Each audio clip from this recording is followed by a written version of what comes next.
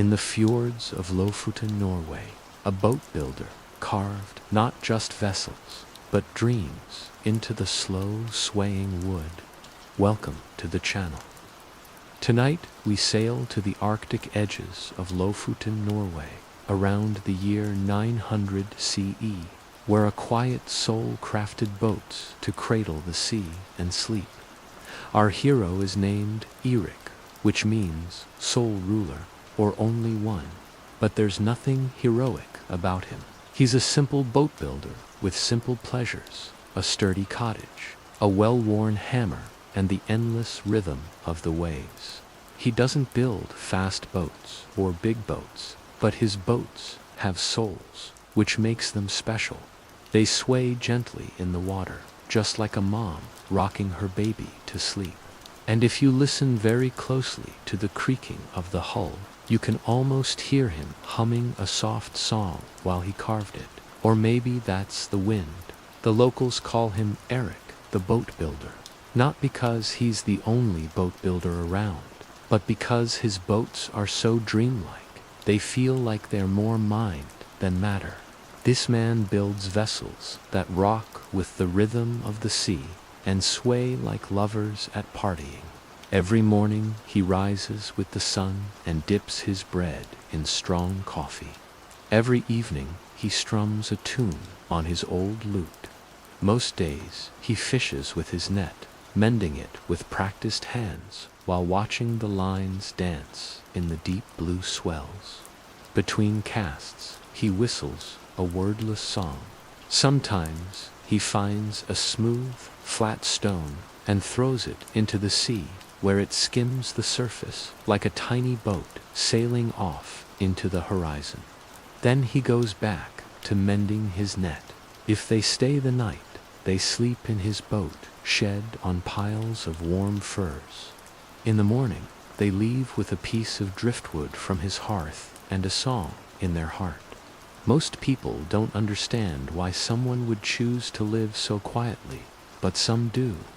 A few years back, a young girl came to him. She had fiery red hair and eyes like chips of ice. She told Eirik she didn't want to be married off to some stranger. She wanted to learn how to build boats.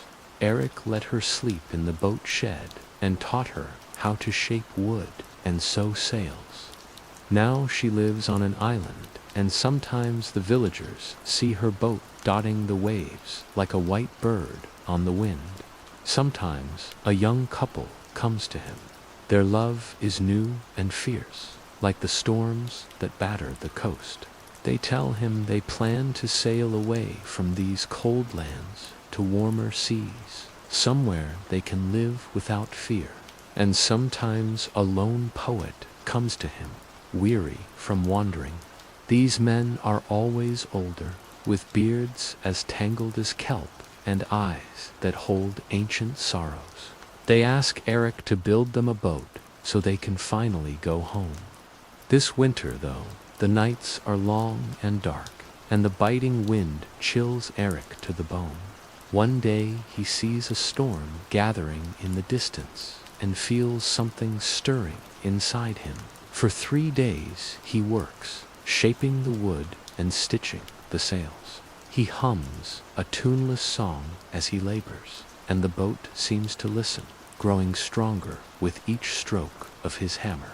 Finally, it's done, and it's unlike any boat he's built before. The wood is smooth and sleek, and the sails are the color of twilight. It's beautiful, and Eirik knows he must christen it with a name. He runs his hand over the smooth hull and whispers, "Dreaming sea." For this boat is more dream than wood, more soul than sea. It's a vessel to carry the heart and mind across the vast emptiness of the world, and now he must launch it. That night, a thick fog rolls in, and the wind whispers secrets through the trees. As darkness falls, Eirik brings the boat down to the shore and lays it in the water. The dreaming sea slips into the waves like a black bird into the night. Eirik stands on the shore and watches it drift out to sea, his small boat swallowed by the mist. He feels a strange peace settle over him, as if something inside him has been set free. Days turn into weeks, and the fog remains thick and heavy over the water. The villagers worry for Eric, wondering what he'll do without his boat. Then, one day, the fog begins to lift, and they see a strange sight. Floating in the distance is the dreaming sea, and on the shore beside it stands Eric. He looks older somehow, and his face is weathered like driftwood, as if he's been tossed by the sea and spit back onto the shore. The villagers hurry to greet him, but he stops them with a raised hand. He turns to the sea and speaks in a voice that's hoarse but strong. "I'm going on a journey," he says, "and I won't be back for a long time." The villagers stare at him, confused. They don't understand why he'd leave them without a boat builder, but they know better than to question him, so they only nod and let him go. Eric walks to his boat shed and picks up a hammer. It feels comfortable in his hands, like an old friend. He walks to the shore and stares out at the sea, his eyes distant. The dreaming sea is bobbing gently on the waves, waiting for him. He turns and walks towards it. The villagers watch him go, wondering where he'll go and what he'll find. Some say he's gone to the land of the dead. Others say he's sailed beyond the edge of the world, but all agree he's not coming back. As Eric climbs into the boat, he takes a lantern from his pocket and lights it. The flame dances in his weathered face, throwing strange shadows on the wood. He leans back and lets the sea take him away from the shore, away from the village, away from everything. Now, if you listen very carefully to the lapping of the waves on a quiet night, you might hear the faint sound of a hammer on wood. Or maybe that's just the wind.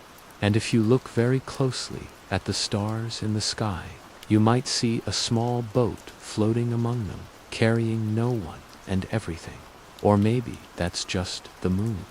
When Eric first began building boats, a traveling bard visited his small cottage in the fjords. The two men sat by the fire, drinking strong ale and listening to the wind sing its mournful song outside. Suddenly, the bard slammed his tankard on the table and cried, "Why do you carve boats, old man? Why do you spend your days shaping wood when you could be fishing or hunting?" Eric took a slow sip of his ale and replied, "The sea calls to me, my son, and I must answer her call. Boats are my songs, and the sea is my melody." Eric looked at the dancing flames and said softly, "Then I will follow her, my boy, to the ends of the earth and beyond." The bard shook his head, unable to understand the old man's quiet wisdom, but he changed the subject, and soon they were laughing together as the fire burned low and the night grew late. But Eric never forgot the bard's question, nor the answer that stirred in his soul. He knew that one day the sea would claim his boats, and he would sail away, not to the ends of the earth, but to the beginnings of the soul. One day, many years later, when Eric was ready to set sail on his final journey, he knew exactly which boat he would take with him. It was the smallest boat he'd ever built, the one he'd set adrift on the winter solstice all those years ago. He found it floating in the same cove where he'd launched it, battered but unbroken. And when he climbed inside, it felt like coming home. He lit his lantern, a single flame against the encroaching darkness, and set sail into the endless night. The forest is calm now, with stars hiding behind the clouds. Another story has softly come to a close, like a feather drifting down in the stillness of night.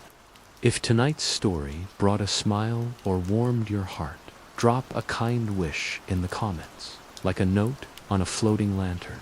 A simple like helps this tale reach other dreamers. If you're ready to dive back into that magical land of glowing rivers and whispering winds, just hit subscribe. Follow the moon whenever you want to return. Sleep tight, stargazer. May your dreams blossom like wildflowers under the stars.